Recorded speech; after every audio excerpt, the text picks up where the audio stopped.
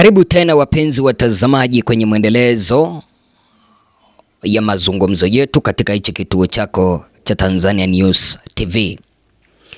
Mnamo siku ya Jumatatu tarehe 10 mwezi huu wa 8, Rais Samia Suluhu, kwa sababu aliweza kujiapisha, niruhusu tumuite Rais Samia Suluhu, aliweza kufanya kikao na maaskofu wa kanisa Katoliki kupitia kwa Baraza la Maaskofu Katoliki Tanzania, ukipenda TEC. Sasa mtazamaji wangu, katika kikao hichi hapa tunataka kuweza kuangazia ni nini ambacho kiliweza kuzungumziwa pale, kwa sababu nina intelligence ya yale ambayo waliweza kuyazungumzia. Tunataka kuweza kuona ni kwa nini Samia aliweza kuita kile kikao na Baraza la Maaskofu Katoliki Tanzania. Tafadhali, kama haujaweza kujiunga na ukumbi huu, ninakuomba usubscribe, alafu washa kengele. Ukifanya hivyo utakuwa umeweza kujikatia tiketi ya moja kwa moja kuendelea kupokea taarifa zetu. Kwanza kabisa niruhusu nikusomee chapisho ambalo Samia aliweza kulitoa. Kaeleza kwamba Ikulu Chamwino Dodoma imekuwa siku njema yenye baraka kukutana na kufanya mazungumzo na maaskofu wa kanisa Katoliki kupitia Baraza la Maaskofu Katoliki Tanzania, ukipenda TEC. Tumezungumzia masuala mbalimbali ya kitaifa yakiwemo amani, mshikamano, maendeleo na nafasi ya viongozi wa dini katika kujenga jamii yenye maadili na uwajibikaji. Nimewashukuru maaskofu kwa mazungumzo haya yenye tija na nimewahakikishia dhamira yangu ya kuendelea kushauriana na kushirikisha viongozi wa dini na makundi mbalimbali katika masuala muhimu yanayojenga mustakabali wa taifa letu. Na picha ndizo hizo ambazo ziliweza kutoka kwenye mkutano huu ambao Samia Suluhu Hassan aliweza kufanya, mtazamaji wangu. Sasa kuna kitu ambacho naomba uweze kutilia mkazo hapo. Ameeleza kwamba mazungumzo yale yalikuwa ni ya amani, ya mshikamano, maendeleo na nafasi ya viongozi wa dini katika kujenga jamii yenye maadili na uwajibikaji. Ninaomba uweze kutilia mkazo jina uwajibikaji, uweze kutilia jina viongozi wa dini au ukipenda dini katika taifa letu la Tanzania mkazo. Naomba uweze kutilia vile amani pamoja na mshikamano.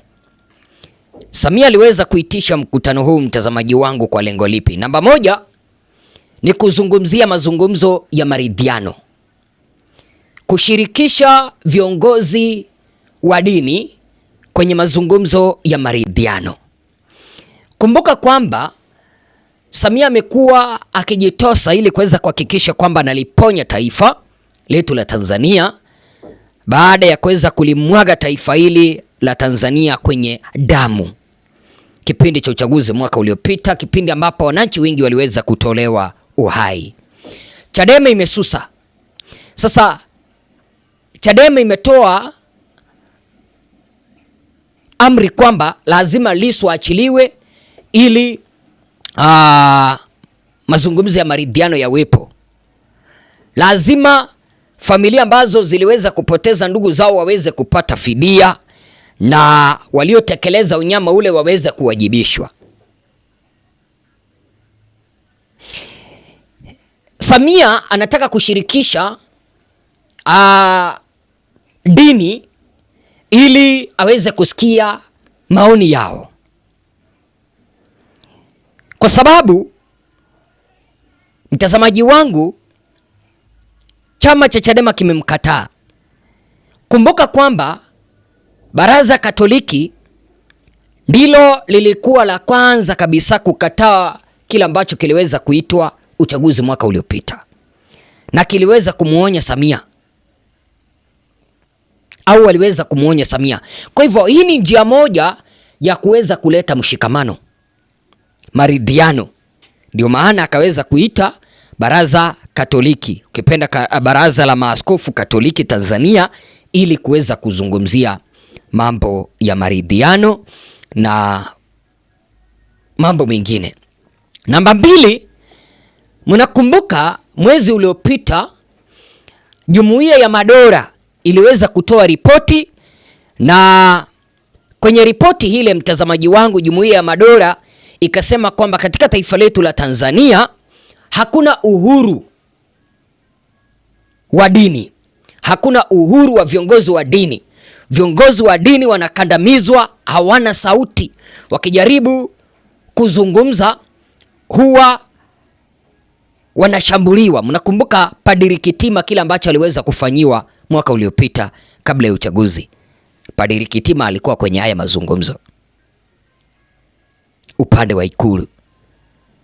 Padri Kitima alienda pale kwa sababu yeye ni mmoja wa viongozi kwenye baraza la Katoliki. Alienda pale kusikiliza kile ambacho Samia aliweza kuwaitia. Kwa hivyo msianze kumpiga mawe. Hapana. Alienda pale kusikiliza na kupeleka mapendekezo. Sasa Jumuiya ya Madola, na ukipenda vile vile bunge la Seneti la Marekani na bunge la Ulaya, mtazamaji wangu, wote waliweza kusema kwamba katika taifa letu la Tanzania hakuna uhuru wa kuabudu. Jumuiya ya Madola ikampea Samia siku 90 za kuhakikisha kwamba amefanya mazungumzo na viongozi wa dini, na ndio maana Samia anakimbia na wakati. Alikimbia ili kuweza kufanya kufanya mkutano na viongozi wa dini ili kuweza kuhakikishia kwamba kuna mazungumzo ama kuna mazingira yenye huru kwa viongozi wa dini katika taifa letu la Tanzania. Lakini je, mapendekezo ya Baraza Katoliki, Baraza la Maaskofu Katoliki kuelekea kwa Samia ni yepi? Maaskofu hawa waliweza kumwambia nini Samia? Kwa sababu Samia aliwaeleza dhamira yake kwamba ni ya kuweza kuhakikisha kwamba anajenga mazingira ya kuruhusu dini na vile vile kuhakikisha kwamba analeta maridhiano, taifa lenye mshikamano. Ukisikia jina mshikamano, hapo ndipo kuna maridhiano, kuliponya taifa. Lakini je, Baraza Katoliki mapendekezo yao yalikuwa ni yepi kuelekea kwa Samia? 1, kuachiliwa huru kwa Lissu na kesi yake kufutwa mara moja. Kwa sababu mnakumbuka Kanisa Katoliki mwaka uliopita walisema kwamba Lissu hakuwa na makosa. Lissu alibadikiziwa kesi. Kwa hivyo wanataka aweze kuachiliwa mara moja kama njia moja kuliponya taifa na kesi yake kufutwa. Namba 2, baraza hili linataka kuwajibishwa waliotekeleza unyama, kuwaua ndugu zetu mwaka uliopita, na familia ambazo ziliweza kupoteza ndugu zao wapate haki pamoja na fidia. Namba 3, kwenye haya mazungumzo Baraza Katoliki la Maaskofu lilisema kwamba lazima uhuru wa dini uwepo katika taifa letu la Tanzania. Mliona baada ya uchaguzi mwaka uliopita, kile ambacho kiliitwa uchaguzi, mashehe walishambulia Kanisa Katoliki kwa kukosoa Samia na utawala wake kwa kuwatoa uhai wananchi. Baraza Katoliki lilikosolewa kwamba kipindi cha Magufuli hawakukuwa wanampiga Magufuli vita. Sasa mashehe wakasema kwamba wanamuonea, au Baraza Katoliki wanamuonea Samia, mpaka wakasema kwamba wanaenda kumshtaki Padri Kitima. Sasa Baraza Katoliki linataka uhuru wa dini. Vile vile baraza hili lilisema kwamba kusitishwa mara moja kwa udikteta katika taifa letu la Tanzania. Udikteta ni upi? Pale ambapo polisi wanajiona kwamba wao ndio wako na nguvu. Hakuna mwananchi yeyote mwenye anaweza kapinga serikali. Ukipinga serikali unabishiwa mlango. Wengine wetu watupo kwenye taifa letu. Namba 6, baraza hili lilisema kwamba lazima kuwepo na uhuru wa maandamano, uhuru wa kujieleza na kujitetea na kupinga serikali na kuwajibisha serikali.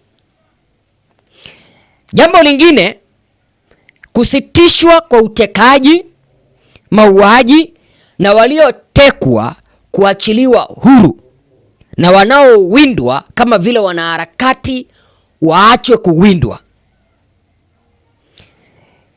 Kanisa Katoliki baraza lake linataka uhuru ama uchunguzi huru. Mliona uchunguzi wa Chande haukuweza kuwaridhisha wananchi. Sasa kuna tume ambayo Samia ameweza kuiunda, inaitwa tume jinai. Baraza hili linataka uchunguzi uwe huru, kushirikisha wadau mbalimbali, na mwisho katiba mpya. Ukitaka kuamini kile ambacho ninasema, mtazamaji wangu, naomba uweze kusikiliza mazungumzo haya kutoka kwa Baraza la Maaskofu Katoliki Tanzania. Nini kifanyike ili kuponya taifa letu?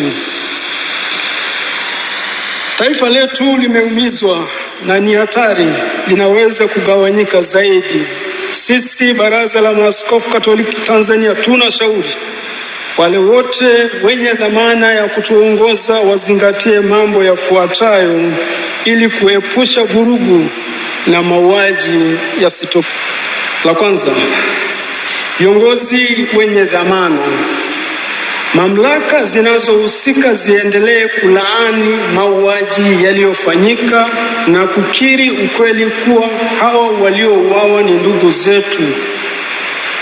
Jitihada za makusudi zifanyike ili haki na ukweli itawale tena katika taifa letu. Mwenyezi Mungu anatoa onyo kali kwa watawala wasiotenda haki. Wafalme wakitenda yasiyo haki ni chukizo, maana kiti cha enzi huthibitika kwa haki. Mithali sura ya 16 mstari wa 12. Mwanzo wa uponyaji wa taifa letu unahitaji kukubali na kukiri makosa. Namba 2, kuwajibika.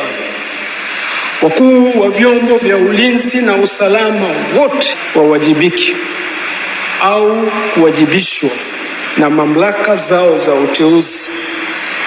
Hasira ya wananchi ipo katika kuona hakuna anayewajibika kwa matendo maovu waliofanyiwa raia. Bwana Yesu anatufundisha, nayo hiyo kweli itawale uhuru. Yohana sura ya 8 mstari wa 32. Namba 3, uchunguzi. Kwa kuwa jambo hili limesababisha maafa, tunashauri ufanyike uchunguzi utakaowashirikisha wadau wa ndani na nje. Wadau tunaowapendekeza watoke kwenye tume huru isiyofungamana na upande wowote, kama jumuiya na taasisi za kimataifa, taasisi za dini, asasi za kiraia na wataalamu wa haki na mambo ya kidemokrasia. Na serikali yetu iwe tayari kupokea na kufanyia kazi ripoti watakayotoa. Hii inaweza kuwa moja hatua muhimu ya kuponya taifa letu. Namba 4, maisha ya uadilifu na uwazi ya viongozi. Tunahimiza viongozi wenye dhamana ya kutuongoza waishi maisha ya uadilifu, uwazi, ukweli na uwajibikaji ili kujenga misingi ya kuaminiana. Namba 5, waliokamatwa. Wale wote waliokamatwa kwa hila kabla, wakati wa uchaguzi, hata baada, na kuwekwa mahabusu au pasipojulikana, waachiwe huru na bila ya masharti yoyote.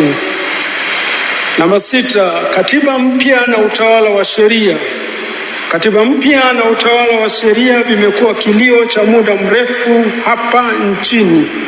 Mchakato wa katiba mpya yenye kujali utu, usawa, haki, ukweli kwa wote uanze kwa kushirikisha wadau wote ili tusirudi tena katika machafuko na nchi iongozwe katika misingi ya utawala wa sheria. Kusikiliza wananchi.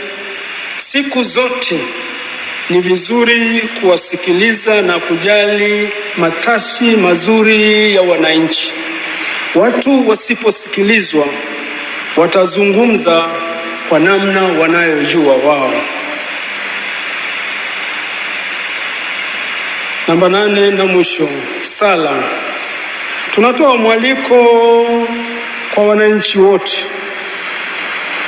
wa taifa la Tanzania kuendelea kusali na kuyaweka haya yote mikononi mwa Mungu.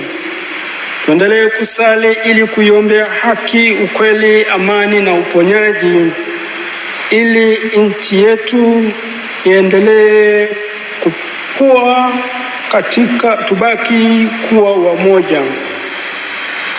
Waliofiwa wapate tulizo, walioumizwa wapone na kurudi katika maisha ya kawaida na kwa ndugu zao. Nasi tuombe ili kujenga umoja wa kitaifa kama Yesu anavyotukumbusha, ili wawe na umoja kama sisi tulivyo wamoja. Yohane sura ya 17 mstari wa 22. Hitimisho. Tukumbuke kwamba risasi hazikuwahi kunyamazisha watu, kwani vifo huhamasisha vifo zaidi. Wenye dhamana ya kutuongoza watumie hekima na kutafuta muda wa kusikiliza, ili tuwe na mwanzo mpya. Raia wawe na uhakika wa uhai na usalama wao, ili kurejesha sura nzuri ya nchi yetu. Tunazidi kuwaombea majeruhi na wagonjwa wapone, na marehemu wapate tuzo la milele. Raha ya milele uwape, Bwana, na mwanga wa milele uwapatie. Wapumzike kwa amani. Hayo, mtazamaji wangu, ndiyo yalikuwa mawasilisho kwake Samia. Kwa hivyo wale ambao maybe walikuwa wameanza kufukunyua baraza la maaskofu, ni nini ambacho walienda kufanya Ikulu, Samia aliwaita, sio wao walijipeleka. Samia aliwaita, na nimekueleza kwamba Samia aliwaita ili kuenda kuwashirikisha kwenye maridhiano, pamoja na ili kuweza kuonyesha ulimwengu kwamba ameanza mchakato wa kupeana uhuru wa dini. Lakini kwenye soundbite ambao umeweza kuipata mtazamaji wangu, hayo yalikuwa ni mawasilisho kwake Samia. Nina imani kwamba umeweza kupata yale ambayo yaliweza kujadiliwa kwenye mazungumzo haya ya kati ya Samia na Baraza la Maaskofu TEC Tanzania. Nina imani utaendelea kusubscribe, nina imani utaendelea kunifuatilia. Tupatane kwa kanda ijayo. Nitakuandalia kanda itakayofuata, inahusu Nchimbi kumtembelea Kikwete. Asante sana.